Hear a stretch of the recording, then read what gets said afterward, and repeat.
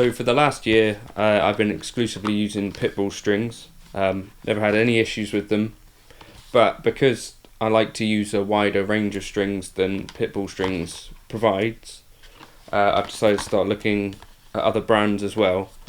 So I use 10s for Pitbull Strings, but on some of my guitars I actually prefer to use 11s. So that's what's kind of prompted this change, and also I use Flatwounds occasionally for jazz. But I was thinking, what is the biggest difference between brands? The biggest difference that I can think of between different types of strings is Flatwound versus normal Roundwound. If you've never played Flatwound strings, if you like move your neck up and down the strings, you get like a high pitched like noise. That doesn't happen with Flatwounds, because they've got much less friction. They're also a slightly duller sounding string.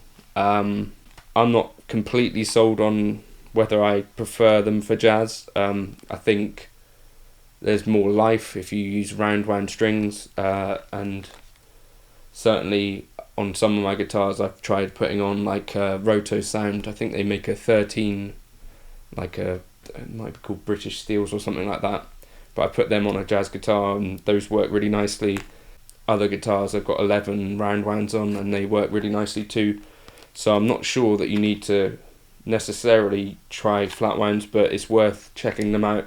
Rotosound make a top tape, which is like a Monel version of Flatwounds, which is slightly cheaper. Tomastic make some of the more highly regarded Flatwounds, but they're quite expensive. The next big difference that I can think of is the range of gauges that a company might offer.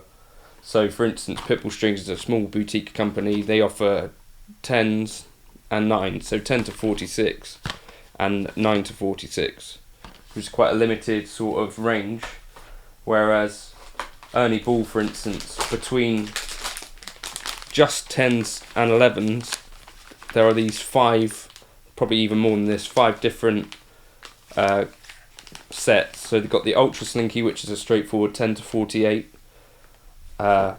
regular Slinky, which you've probably seen, which is 10 to 46, Mega Slinky, which is I think a relatively new thing, which is 10.5 to 48,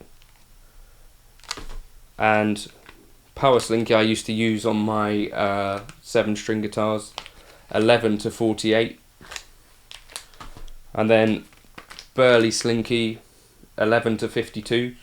So with the bigger company like Ernie Ball, you've got a much wider range of strings available, which is definitely a cool thing. Kurt Mangan, I need to try these as well, but this company also offer a lot of variety in terms of different gauges. So I've picked up a 10.5 to 48, which is kind of close to the Mega Slinky, also 10.5 to 48. That's one big difference between companies. And then the other, for instance, I've got these Dunlop strings, which I won in the Kiesel solo contest a few years ago, but you'll see they use this older style of packaging. I think that's slightly more susceptible to corrosion, and which is why a lot of the companies now you'll see have this kind of sealed packaging, which is more resistant. For instance, Pitbull Strings use this really nice vacuum sealed packaging. So that's a big difference. When you've spent money on strings, you probably don't want to find that they've corroded. That can happen with some of the brands which don't use this airtight packaging. Another thing that I did was I bought a bulk load of D'Addario 11s. These are strings that I quite like. Again, so you get like 25 sets within one pack, which kind of is quite an efficient way to buy strings if you do find something that you really like. But what I'm wondering with this video is, how could I compare strings? Are there ways that people know that I can make comparisons?